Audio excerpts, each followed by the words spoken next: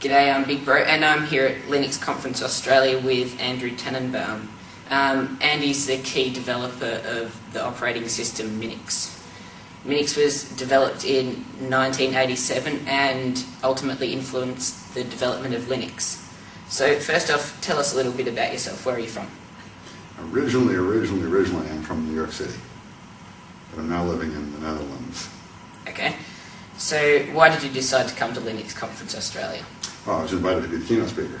Yep. So what's Minix? Minix is an operating system that's gone through 3 generations, and the first one, and to some extent the second one, were designed for educational use to teach people about operating systems, and among other people that taught was Linux. But now it's designed to be a very reliable system. I've noticed, talking to many people, that what they most dislike about computers is that they crash sometimes, they don't work sometimes, they really don't care about lots of features, they just want it to work all the time like their TV set and their stereo.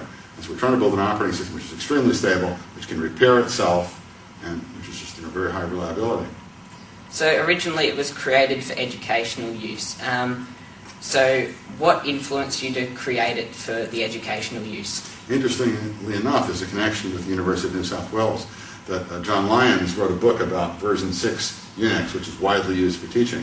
That AT&T, which then owned Unix, decided to forbid the book and forbid teaching about Unix. And so a lot of people who were teaching couldn't use it anymore. So I said, Jill, I'll go out and write my own version of Unix, and then I can write a book about it. So I went out and wrote my own version of Unix, which is Minix 1, and wrote a book about it. It was widely used in teaching. And thousands of people began using it. Within 3 months, we had 40,000 people in the news group, which in those days was a lot, because it wasn't Definitely. Big internet. And so it was originally designed for teaching operating systems. So is it still in development at all? Yes, about 2 years ago we started to change the system from educational focus to one of a focus of a real system with very high reliability as the goal. In particular, we've done a number of things that can make the system be able to repair itself on the fly. There's been a lot of studies of code, and the studies show that there's about varies 10 to 20 or 10 to 50 bugs per 1,000 lines of code in all kinds of software. That means a system with 3 million lines of code is going to have thousands of bugs. In fact, people have also done studies on Linux to show that the device drivers have 5 times as many bugs per line of code as any other part of the system. So that with 3 million lines of code, we're probably talking about 10,000 bugs in the Linux kernel. And they're not all fatal, of course, but that just, it's very hard to make a reliable system when you have 10,000 bugs in the kernel. So we're trying to build a system which is of much higher reliability than other systems. So what are you doing with Minix to increase the reliability of the operating system compared to, say, Linux? The main thing is we reduce the size of the kernel to about 4,000 lines of code. So we've moved everything out of the kernel that doesn't need to be there. The kernel has got inter-process communication, process scheduling, interrupt handling, a couple of other things, but not very much else. And so we've moved all the device drivers to separate user processes, and with all the servers, the file server and the process server, to user mode. So that basically the kernel is very, very small, just handles inter-process communication. And the disk driver and the terminal driver and the Ethernet driver, those are all separate user processes. And each one runs as a user process, and each one has only a limited amount of power. It can only do the things it has to do. For example, since they run in user mode, they can't get at the I.O. ports. They have to make a call to the kernel to do actual I.O. And if the disk driver tries to touch I.O. ports that don't belong to the disk, it'll get an error message back. It won't be accepted. If the printer driver tries to touch the audio ports, it won't be accepted. So each driver is limited to only those things that it needs to do to get its work done. This is called the principle of least authority. It greatly limits the damage that can happen if a bug turns up. There'll still be bugs, but if a driver fails, we can detect that and replace it on the fly. And if it's in the kernel and it fails, and a bad pointer just wipes the system out. And here it just wipes out one process. So it's much less fatal, and we can recover from that.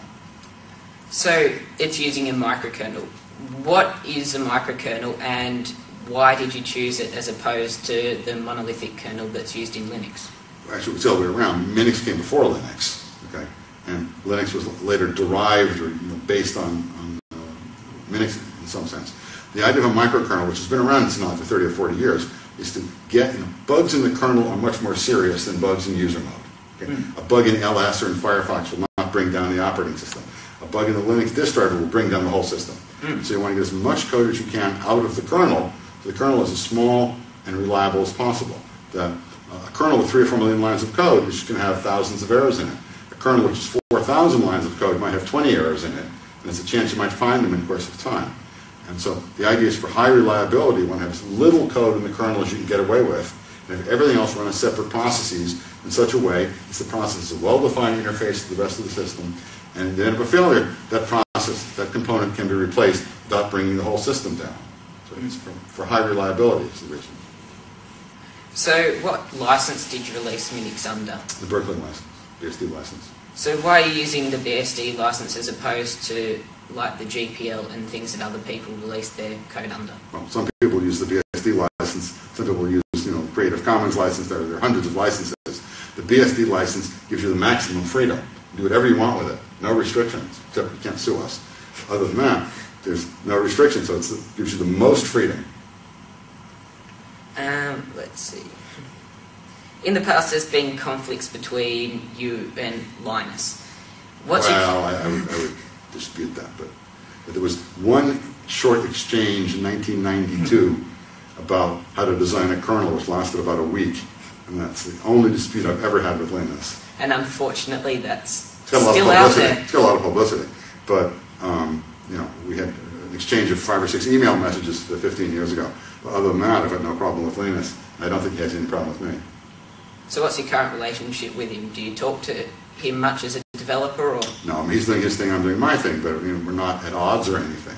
That when this guy Ken Brown wrote a book saying that he had stole Linux from Minix, and that people who use Linux were in danger of being sued by me for intellectual property infringement, I came to his defense and made a website defending him, basically saying, no, he wrote it on his own, and so on. If you type Ken Brown to Google, you'll find that whole discussion. So I defended him when he was accused of criminal activities.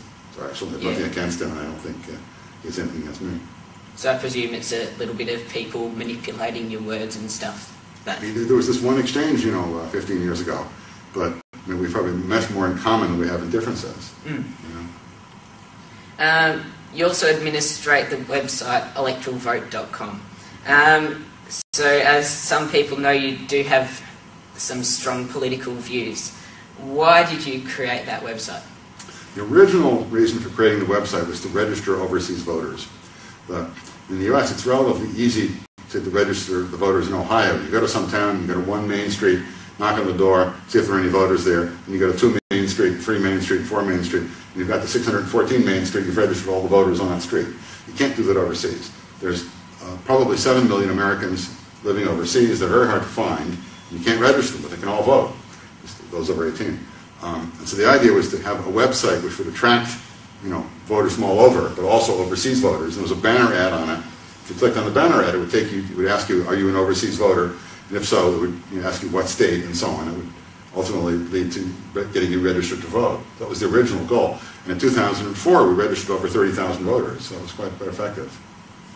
Okay, so Minix can be grabbed from www.minix3.org if you want to have a bit of a play with that. Otherwise, thanks for your time, Andy. Thank you.